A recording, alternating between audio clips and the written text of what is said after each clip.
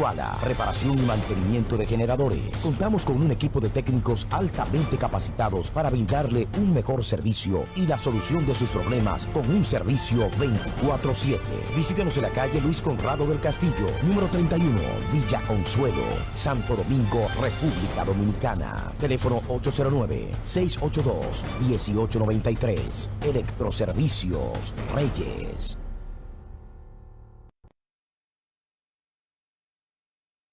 Seguimos aquí de nuevo frente a ustedes y lo prometido es deuda. Nos quedamos hablando con el pastor Diplan acerca de la veracidad de la Biblia, donde él mismo hacía grandes aportes que demuestran que estamos frente al libro más grande de todos los libros, la Sagrada Palabra de Dios.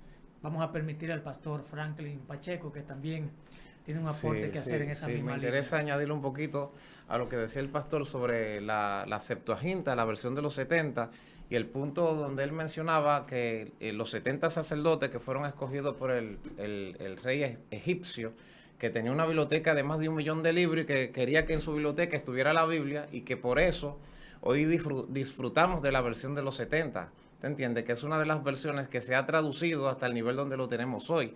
Y había un puntito que el pastor tocaba que me llama mucho la atención, y es cuando él decía que los sacerdotes tomaron la palabra Berechit porque era una palabra que hacía referencia a una deidad diabólica en ese contexto. No obstante, si usted se da cuenta que la versión de los 70 comienza con Dios creó, o sea, primero pone Dios y luego Berechit para no desmeritar a Dios en Berechit por el contexto cultural. Pero entonces en la Biblia hebrea, y no es que yo soy muy estudioso hebreo, pero ya lo he visto y lo he analizado, comienza precisamente con Berechit. Pero no es que hay una contraparte, es porque Dios toma los dos elementos en las dos versiones. No es que son dos versiones contrarias, sino que son dos versiones que abarcan el principio y el fin, el alfa y la omega, el alef y el taf. Entonces, en la versión hebraica comienza precisamente con Berechit, pero para presentarlo desde una dimensión completamente diferente, porque Berechit, en el contexto puro, netamente hebreo, es una palabra compuesta, bet, que es casa, pero be sin la T, que es por causa de, o dentro de. Entonces, Rechi, que significa cabeza, o que significa principal. Así que cuando en la versión hebrea dice Berechit bara Elohim y pone a Elohim en el tercer lugar, lo que está diciendo es que todo lo que se hizo por causa de o dentro de el principal. Y entonces presenta la personalidad en Berechit, presenta la personalidad de nuestro Señor y Salvador Jesucristo. Lo que está diciendo que todo lo que se hizo desde el principio fue dentro y por causa de Rechi, de la cabeza del principal. Y eso le da un nivel muy elevado a la Biblia. Por eso es que usted se puede dar cuenta que en todo el contexto la Biblia siempre seguirá siendo el libro más comprado y el más vendido, siempre se ha dicho, pero el más perseguido. Y que, como dice el pastor, la Biblia ha logrado sobrevivir a la historia. O sea, no habrá un acontecimiento histórico en contra de la Biblia que prevalezca. La palabra de Dios siempre va a superar, porque ella tiene que cumplir su propósito, que es llevar a los hombres a Dios. Y que la Biblia, pastor, es un libro que no necesita actualización de contenido. La Biblia puede ser actualizada en su lenguaje, porque los lenguajes cambian con el tiempo, pero su mensaje vertical sigue siendo el mismo: la redención del hombre, el amor de Dios hacia la humanidad y el amor de Cristo que murió por el hombre en la cruz del Calvario. Eso no lo cambia nadie. Podrá cambiar la cultura, podrá cambiar la gente, pero ese mensaje no cambia. Ahora, algo muy importante, pastores. Estamos hablando de la veracidad de la Biblia, pero para que este libro nosotros ratifiquemos que es veraz, es porque su autor principal, que es Dios, es también veraz. Sí. El cual dice la Biblia que no es hombre para mentir, ni hijo de hombre para que se arrepienta. Pero entonces, escuche, y también la Biblia habla de la omnipotencia de Dios. Pero escuche esto ahora. ¿Cómo creerle a un libro que es veraz cuando la misma Biblia contempla de Dios dos cosas? Número uno, solamente voy a citar dos, pero son varias, que son las que toman los ateos como punta de lanza para atacar la fe cristiana. Número 1, se arrepintió Dios de haber hecho al hombre. Lo dice Génesis capítulo 6. Y luego dice que se arrepintió de haber puesto a Saúl por rey. 2 veces. O sea, ¿cómo es que el autor principal del libro que estamos defendiendo, haciendo apología a favor de él en esta tarde, su autor es un individuo que se arrepiente de algo que hizo, siendo él, como dice la misma Biblia, omnipotente y omnisapiente porque todo lo sabe? Y aparte de eso, en reiteradas ocasiones, como unas 5 veces, la Biblia dice, y se acordó Dios. Ahí hay 2 cosas. Se le olvidan las cosas y se arrepiente de haber hecho algo, dando a entender esto, que no estaba claro cuál sería el resultado de algo que él hizo. ¿Qué dicen ustedes?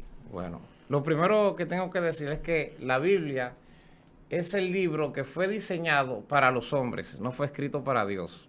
Inclusive, la Biblia no trata de probar la existencia de Dios. Correcto. Porque la Biblia supone que el que se acerca a Dios crea que le hay. Entonces, el lenguaje que utiliza la Biblia es para el hombre. Por lo tanto, usted va a encontrar muchas manifestaciones antropomórficas en la Biblia. ¿Qué es un antropomorfismo? Es una figura de pensamiento desde la dimensión teológica en la cual Dios toma una posición para ser entendido por los hombres. En otras palabras, el lenguaje que se utiliza en la Biblia es para que el mismo hombre lo entienda. Por lo tanto, cuando en el contexto bíblico usted encuentra a Dios arrepentido, no significa que a Dios le sorprendió el acontecimiento que provocó su arrepentimiento, sino lo que significa es que Dios le está dando a entender al hombre que la condición que lo llevó a él a ese nivel provoca el dolor y el pesar en Dios, que no significa que Dios siente dolor o siente pesar. Se lo voy a explicar de esta manera. Cuando Dios creó el mundo y cuando puso al hombre sobre la faz de la tierra, antes de Dios crear al hombre ya Dios conocía la historia. Inclusive la misma Biblia habla del pasado, del futuro, como si fuese pasado, porque la profecía de todas las cosas están allí, están escritas y están plasmadas. Así que a Dios no le sorprendió la caída de Adán. A Dios no le sorprendió la situación del pueblo cuando el pueblo se alejó de Dios. Y cuando dice que Dios se acordó del pueblo, no fue porque Dios lo había olvidado. Todo eso ya Dios lo tenía en su memoria antes de que sucediera. Pero el lenguaje en el que Dios se lo comunica en las escrituras a los hombres es un lenguaje en que el hombre simplemente lo puede entender. Lo que está diciendo es que Dios trajo a su memoria o que llegó el tiempo de que Dios manifestara el propósito de él para con el pueblo en ese momento. O que por ende, por ellos haber pecado, han provocado el castigo que viene por consecuencia del pecado. Y el castigo por el pecado incluye inclusive la ira divina, el enojo de Dios. Y el enojo de Dios implica un nivel de arrepentimiento. Es decir, siento dolor, siento pesar por haber hecho a este hombre que me ha quedado tan mal. Pero entonces, si tú vas a sentir dolor, ¿por qué tú lo hiciste? No. Yo estoy sintiendo dolor porque él ha pecado y el pecado de él tiene que provocar esto que yo estoy sintiendo. Porque la paga del pecado tiene que ser muerte y ese es el juicio por causa del pecado. Es simplemente el lenguaje divino, el lenguaje de Dios.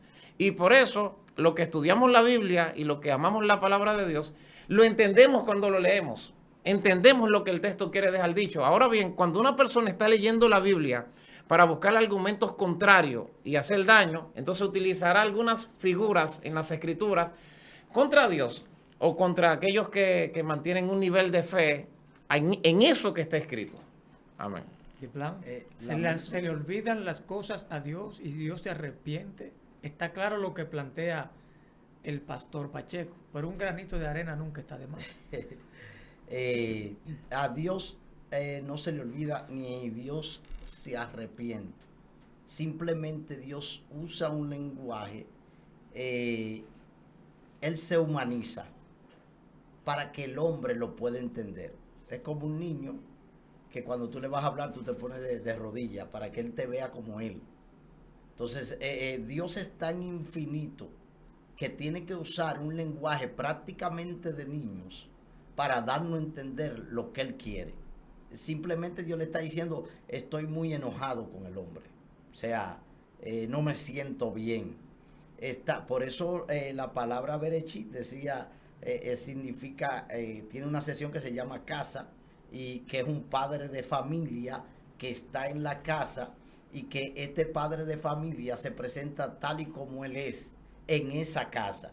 Entonces, la idea de Dios era hacer una casa cuando hace el mundo, hacer una casa en el cual él sea su familia y él actuar tal y como él es con sus hijos. Es decir, que un padre de familia llega a la casa, se quita la camisa, sube los pies, fulano, ven acá, perencejo, y trata de hablarle al hombre tal y como él es, como si él fuera un igual a él. Entonces, vemos ahí que Dios usa un lenguaje figurado muchas veces para hablar al hombre, un lenguaje entendible a la humanidad del hombre. Si Dios nos revela todo lo que Él es, en la forma que Él es, no lo soportamos, no lo aguantamos.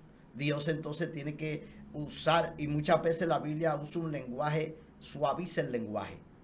¿En qué sentido? Hay cosas que son muy duras, que la dice la Biblia, en su contexto original, pero cuando la traducen a estos idiomas, la suavizan para que el hombre no se escandalice y el hombre pueda entenderlo.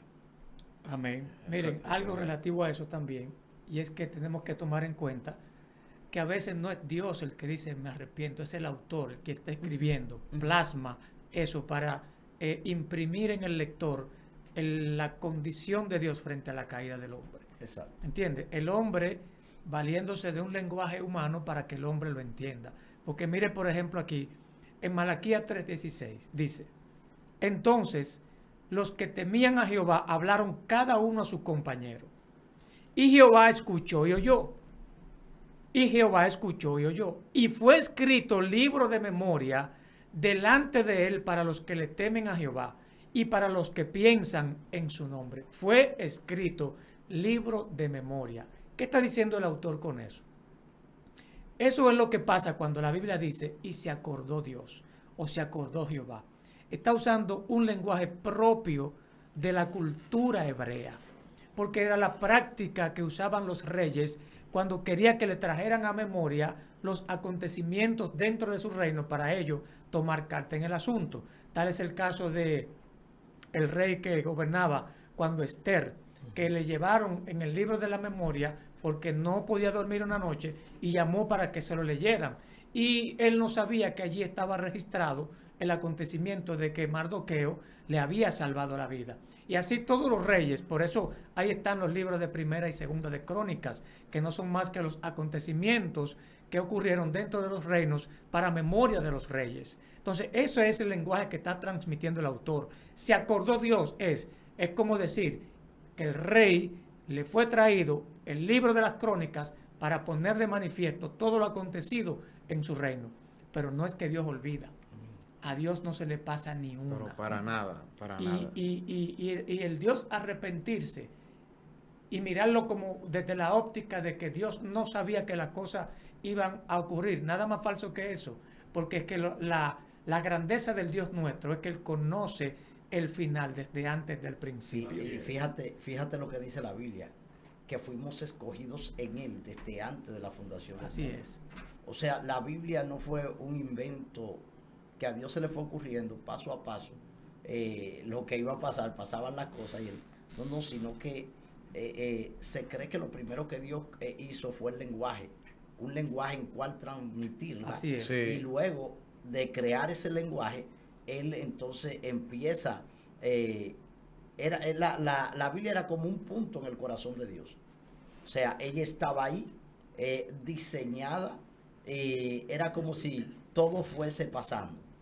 O sea, muchas cosas Moisés las recibió por revelación, porque no las sabía, pero otras se iban de boca en boca. Era oral y él las tomó. Por eso el término inspiración, que Dios inspira también al escritor a tomar ciertas cosas de la historia y colocarla ahí. O sea, eso no es inspirado, pero Dios lo inspira a hacerlo. Correctamente. ¿Entiendes? O sea, por eso el término, si la Biblia es inspirada o si es el autor el inspirado, son las dos cosas. O sea, en algunas partes la Biblia es inspirada, pero toda escritura es inspirada por Dios porque el autor fue inspirado a ponerlo ahí. Y algo muy importante, Diplan, que Dios no hace eso para corroborar la veracidad de la Biblia, sino más bien para corroborar la veracidad de la historia. Porque la Biblia no necesita que la historia demuestre que ella es veraz, todo lo contrario. Ella es quien demuestra que la historia, es veraz. la ciencia, la física y todo lo demás es veraz. ¿Por qué? Porque vamos a ver, quizás si el tiempo nos da ahorita, cómo la ciencia hace grandes descubrimientos que ya hace rato que están plasmados en la Biblia. Claro. Están ahí, Pacheco. Me llamó mucho la atención cuando el pastor tocaba, hablando en la superioridad de la Biblia, el lenguaje, que Dios diseñó un lenguaje para su palabra, y eso es real.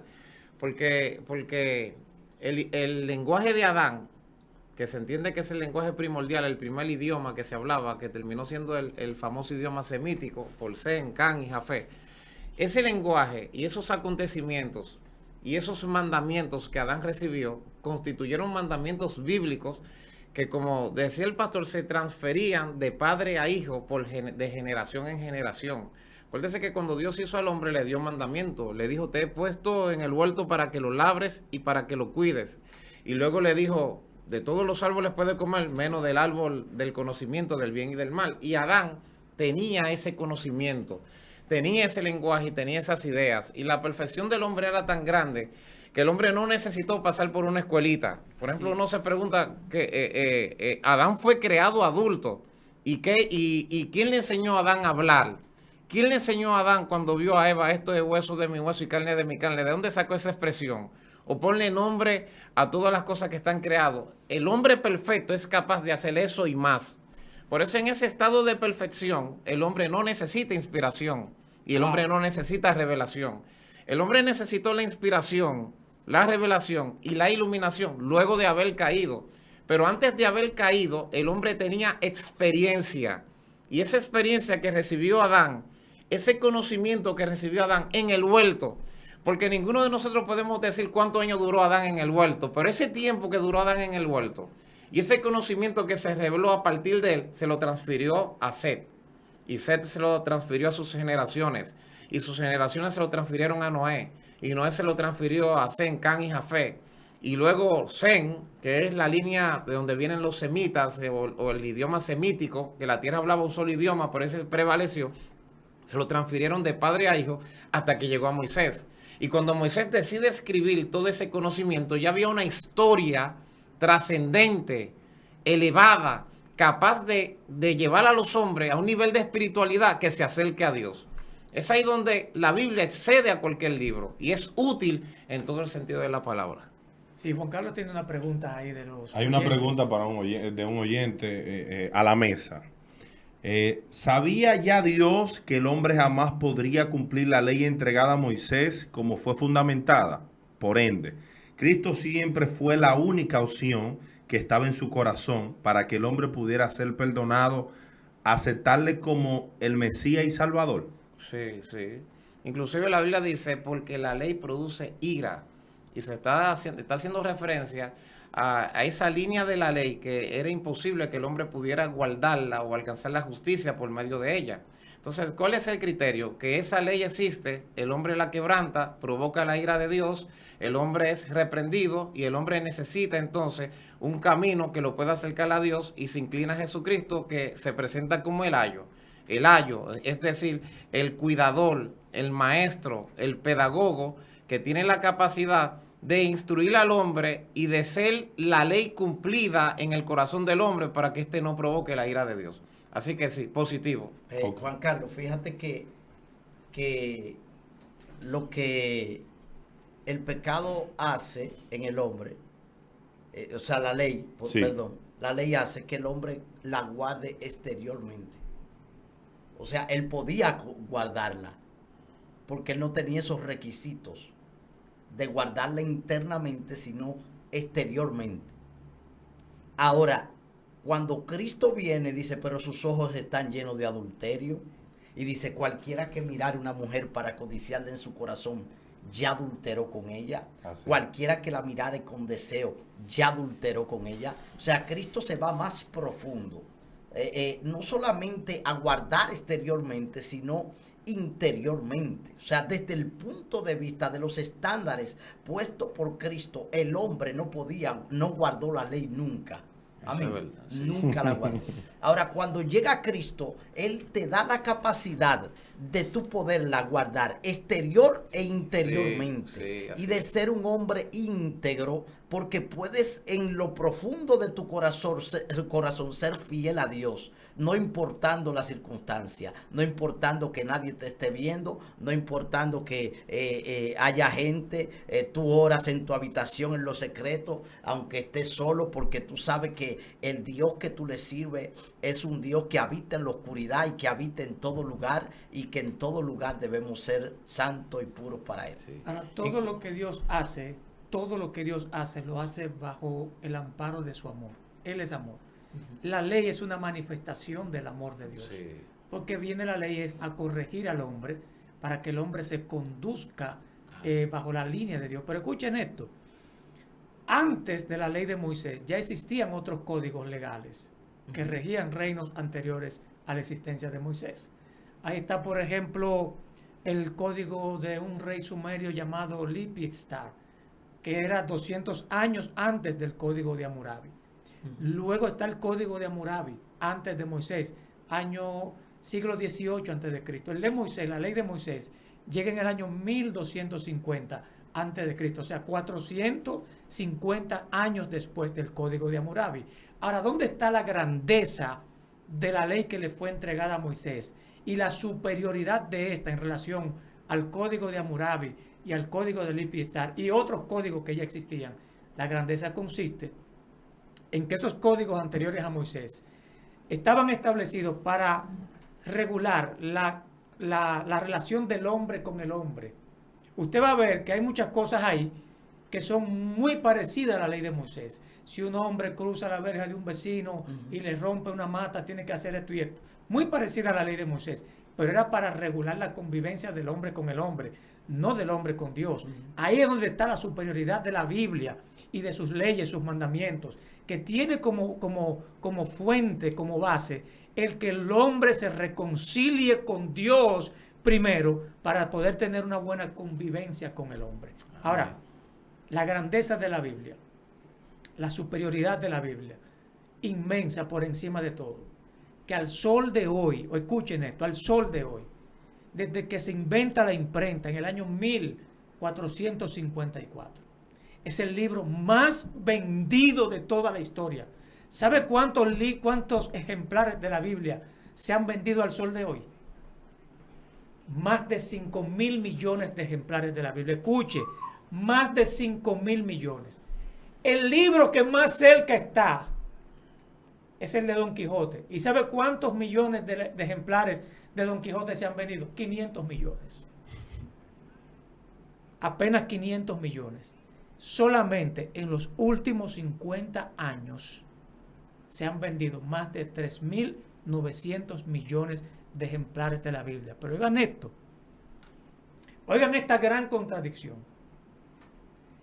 El país del mundo donde más se fabrican Biblias, ¿saben cuál es?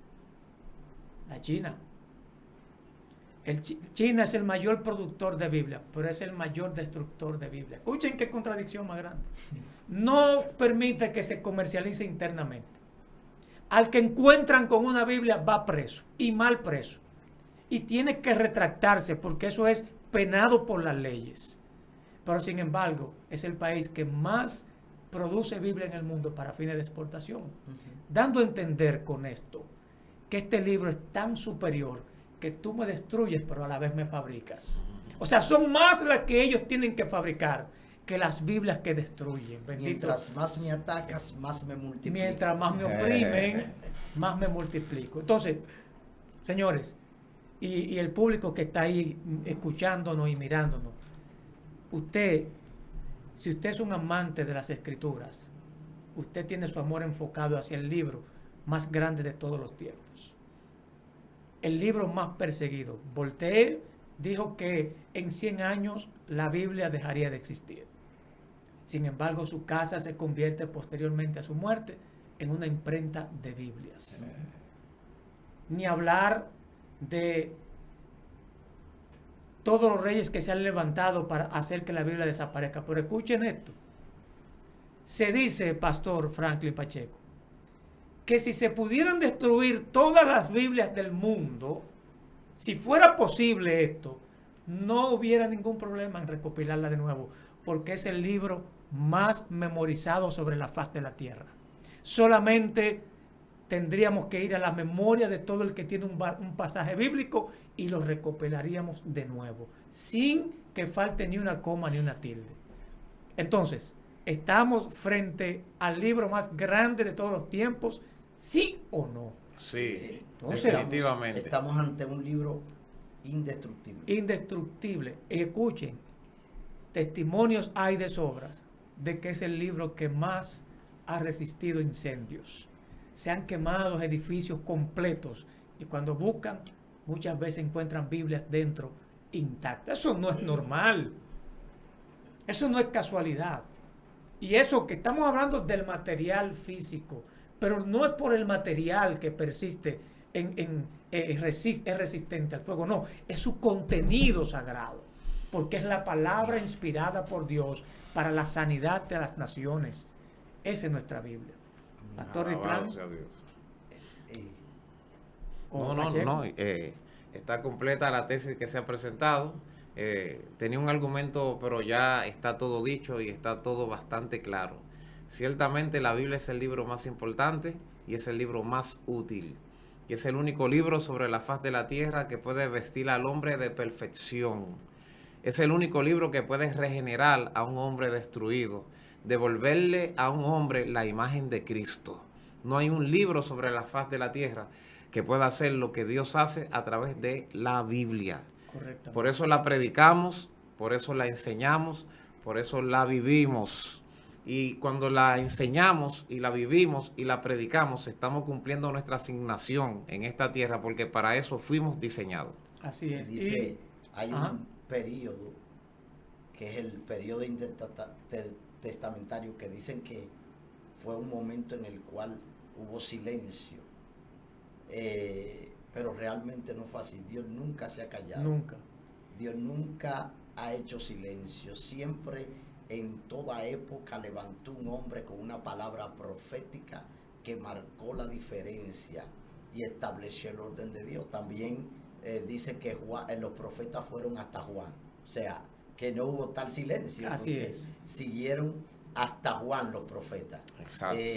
Lo que Dios está diciendo es que aún en ese momento Dios levantó al sacerdote Elías cuando vino Antíoco Epifanes y hizo la desolación. Abominación desoladora. Abominación desoladora, que metió una puerca y la sacrificó en el templo. Aún así Dios levantó un sacerdote y sus 5 hijos que se fueron al monte y restablecieron el culto. Vemos como Dios siempre tiene un profeta, siempre tiene un sacerdote debajo de la manga. Dios no se duerme, no se durmió en el Antiguo Testamento, en el Intertestamentario, no se durmió en el Nuevo Testamento, tampoco se va a dormir en nuestra vida que estamos viviendo ahora. Él va a seguir haciendo cosas. La característica de Dios es que Él siempre está construyendo. Siempre hay historias que se están escribiendo, no inspiradas como la Biblia, pero sí hay hombres que están siendo inspirados a plasmar su historia y a crear un precedente en esta generación, gracias a que fueron impactados por la palabra viva. Ningún profeta, evangelista, pastor puede darse el lujo de levantarse sin ir a la palabra viva, captarla y comerla, saborearla, digerirla, aprobarla y manifestarla. Toda palabra que no ha sido manifestada va a producir muerte. Hay un mártir judío, el Rabí Akiva, que ellos murieron sacrificados como mártires. Pero ¿cuál fue el problema de ellos? Él tenía miles de seguidores, miles. ¿Y cuál fue el problema de ellos? Que ellos se comieron la Torá, pero no la distribuyeron a otros. Ese es el problema. Entonces la misma palabra lo mató. Dios vino a hablar con gente que están llenos de palabras, que están llenos de ciencia, que están llenos de sabiduría. El Señor vino a decirte, si te guardas eso dentro, lo mismo que te produjo vida te va a producir muerte. Es el tiempo de salir a decir todo lo que Dios ha hecho en nosotros, declarar esta palabra y traer salvación al mundo. Dios te bendiga. Miren, finalmente, la Biblia no es un amuleto para que usted lo tenga abierto en su casa en el Salmo 91 y el Salmo 23, que son dos de los salmos que usan los brujos para hacer los resguardos. Agarran la página donde están esos salmos, lo envuelven y lo envuelven en bolsita y se lo dan a tragar a la gente. Eso no funciona así, no es un amuleto. La palabra de Dios es vida, porque tiene vida y produce vida. Lo que la Biblia te llama es no solamente a saber y entender que ella es veraz, es a vivir lo que ella dice para que la verdad que ella contiene se manifieste en tu vida. Entonces, usted quiere corroborar, seguir corroborando la veracidad de este libro y su superioridad. Mire al pueblo de Israel y su historia. Mire ese muro de los lamentos, que es uno de los testimonios vivos que Dios dejó ahí para demostrar a través del paso de la historia que lo que la Biblia dice es real. Todas las partes del templo fueron destruidas y Cristo dijo, no quedará piedra sobre piedra. Pero a Dios le plugo dejar ese muro de pie ahí, erigido ahí de pie, para demostrarle al mundo su grandeza y la veracidad de su palabra. Aleluya. Mire, la nación de Israel ha tenido que salir al exilio varias veces. Y hay un misterio con este pueblo y esta tierra. Escuche, cada vez que la nación de Israel sale al exilio, la tierra deja de producir. Se vuelve estéril y desierta. Los que la ocupan cuando Israel no está ahí, pasan mucho trabajo y pasan mucha hambre. La tierra se niega a producir. Tal es el caso cuando el Imperio Otomano, que fue el último en estar ahí gobernando antes de que Inglaterra viniera, Israel no producía. Por eso es que cuando en el 1948 Israel es declarada como Estado, como nación, y regresan a su tierra, Israel era un desierto. Y ahí comienza a cumplirse al pie de la letra esa palabra que Dios dijo, que el desierto, aún el desierto, florecería. Y vaya a ver que hoy por hoy, uno de los países más exportadores de alimentos agrícolas es Israel. ¿Y dónde produce la mayor cantidad de esos alimentos? Es en el desierto. ¿Y qué está haciendo Israel hoy en día? Israel está sacando agua de la nada. ¿Por qué? ¿Sabe por qué? Porque para el año 2045 se dice que una gran cantidad de la humanidad va a padecer crisis de agua potable. Y ya Israel sabe de dónde sacar el agua. Y la Biblia prevé esa crisis del agua. Lo dice, porque la segunda ley de la termodinámica dice que la materia se deteriora. Y la Biblia dice que esta tierra va a pasar. Sus elementos se van a enrollar como pergamino. Ya la Biblia previó eso. O sea, nada de esto que estamos mirando, esta sequía, lo que está pasando con el volcán de La Palma en España, los terremotos, inundaciones, incendios forestales, esto no es nuevo, señores. Eso es historia de ayer plasmado en la Biblia. Y cosas que van a seguir pasando están ahí en la Biblia. Por eso te invito, amigo que me estás escuchando, corre a la palabra de Dios, no como un amuleto, sino como la fuente de vida para salvación de tu alma. Dios te bendiga en esta tarde, Dios te guarde. Gracias por tu sintonía, gracias al pastor Franklin Pacheco por honrarnos y estar con nosotros aquí. Pastor Displan, muchas gracias, de verdad que sí. Y al pastor Gregorio, que aunque no pudo estar con nosotros, también gracias por acompañarnos en este programa. Y a Dios las gracias por darnos la oportunidad de hablar del libro más importante Aleluya. Sobre la faz de la tierra, la Biblia. Dios te bendiga y nos vemos la próxima semana. Electroservicios Reyes. Somos una empresa dedicada a las ventas y alquileres de plantas eléctricas desde 40 a 1500 kilowatts. También ofrecemos servicios de reparación